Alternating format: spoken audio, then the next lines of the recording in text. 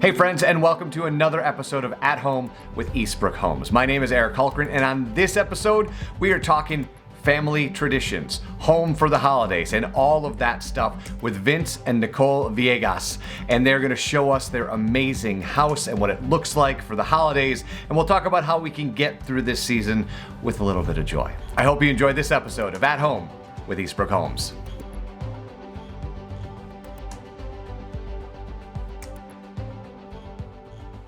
And as I said, my guests on this episode, Nicole and Vince, how are you guys? We're well. Yeah, thank you. Thanks for asking. First, I mean, obviously, happy holidays. The house looks amazing, but for a lot of people, this holiday season is looking a little bit different. I think one of the reasons we wanted to talk to you guys is that you guys have a lot of holiday traditions, and I want to talk about those. I want to talk about the house. I want to talk about all of those things. But first, I want to start with, how are you guys doing? What has this year been like for you guys, and how are you feeling heading into the holidays? We're doing well. We're doing well. We're very blessed. We've all stayed healthy.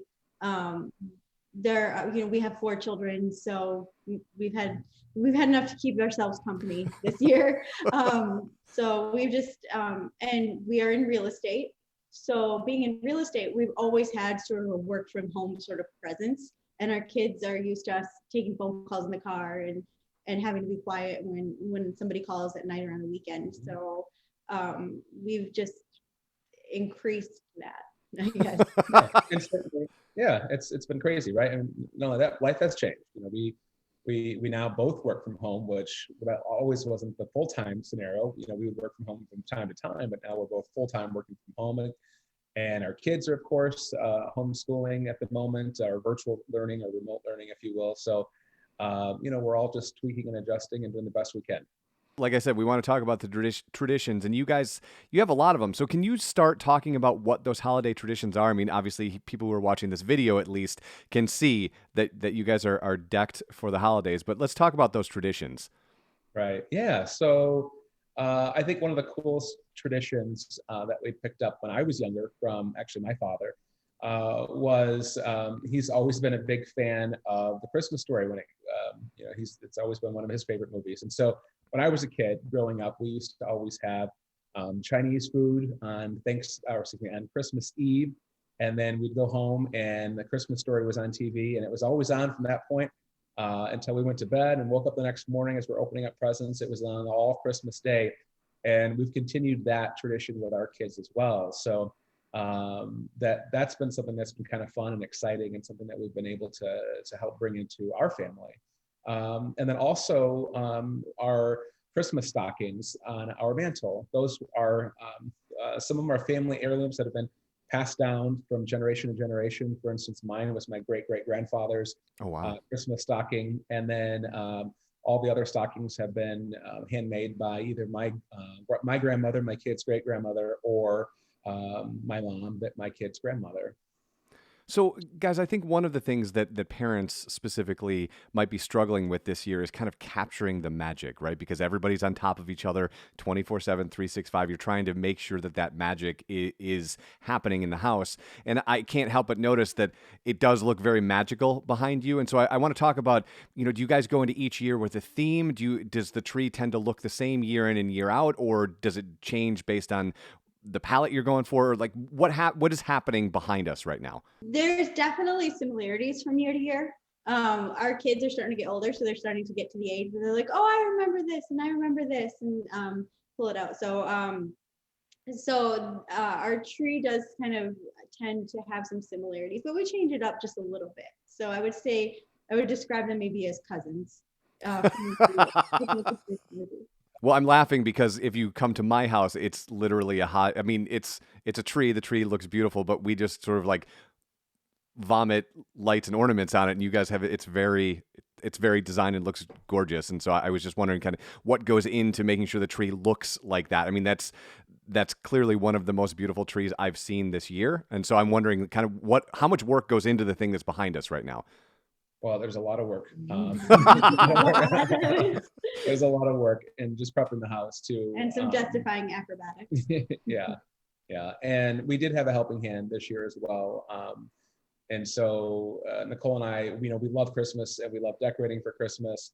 However, this year was a little bit of a different year. And with our kids doing virtual learning and being home, Nicole and the kids have been in Florida for a little bit of time now, since it's a little bit warmer there, doing some learning. And so we did call in some help this year to help get the Christmas tree up and get some of our decorations up. And that's been helpful as well. But I mean, even from just the amount of time spent shopping, there's still hours invested in shopping. And there are things that we carry from year to year in the tree, but a lot of times each year we do acquire new pieces for the tree. What does the outside look like, and kind of what was the design behind that? Yeah, so the outside, we did have the house outlined with lights, and we hired a company to do that for us. And they did an excellent job. We were very happy with the work that they've done. And then, we also just created some nice little pieces throughout the exterior, the front and the back. We also have a really nice patio with a big fire pit, and we use our patio quite a lot.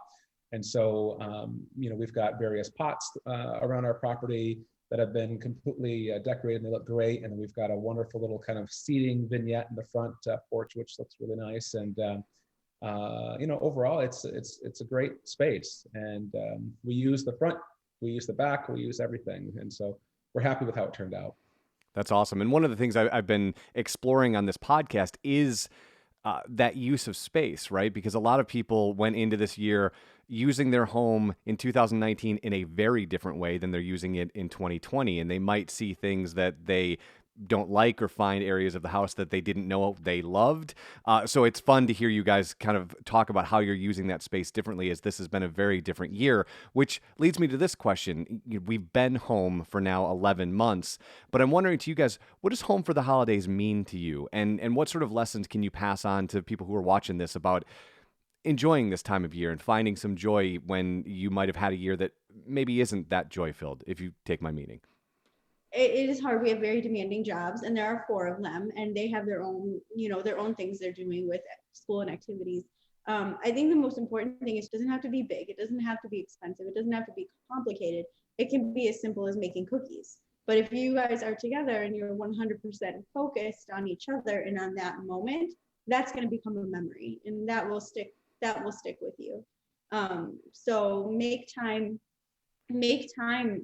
on a regular basis to do that, to put the phones away, put the iPads away, turn off the games, and just be together for that moment. And it doesn't matter what you do. It doesn't matter if you're taking a walk for 20 minutes, and it doesn't matter, like I said, if you're making cookies or if you're doing something more complex and expensive. Just focus. Nicole, Vince obviously said you had been in Florida with the kids for a little bit. Have you sort of cracked the code? One of the things that I know that we struggle with here in this house is trying, not only in our, you guys have a job that extends 24/7, and it's probably hard to find those breaks, or at least build those in. So adults, we're all struggling with that. But the one thing that I'd love to get your perspective on is, how do you find those times to kind of make that break for the kids, right? So they start their day virtually, they go virtual 6, 7, 8 hours a day. And then what do they want to do? Like you said, they want to jump on the games, they want to jump on the iPads. And I'm wondering if you kind of crack the code on the way in which you make that game time, like board game time or baking time or going for a walk or whatever, just part of what happens in the household, so that they know it's coming and they're excited about it happening. For me in particular, like I get up around 5 every morning. I get up really early so that I can do what I need to do before anyone gets up. I usually am on my email for about an hour and a half and then get dressed. And that kicks a lot of that time out of the way because at 5:30 in the morning, no one's answering your emails back. So you can get a lot done. And then so I get up really early and try and knock out a few things before anybody else wakes up. And then preparation. I think preparation is key, especially with meals, because if you have a plan and if you're prepared, then you tend to make better decisions, and it tends to be a faster, smoother process versus, oh my gosh, we have 10 minutes to eat lunch. Just here's something, right? Or I might know that story, Nicole. I might know that one. Exactly, right? So we do make sure that we're prepared, and the kids participate in that. They help me make the lunches every day. A different one helps us make dinner every day. So we get them involved in that sort of stuff as well. And that saves a lot of time and a lot of mental space for everyone when all those decisions are made and all that prep is done. And then you can focus on that, and you can move along. You guys sound like you're having an amazing season. It was awesome to spend a couple minutes with you. Vince and Nicole, I wish you guys the happiest of holidays and hope you enjoy the rest of this season. And I think I say this not only for yourself and myself and anyone who might be catching this. Cannot wait till 2021, my friends. We hear you. Yes. Have a great day. We'll talk to you guys soon. Thank you so much. Thank you. You too.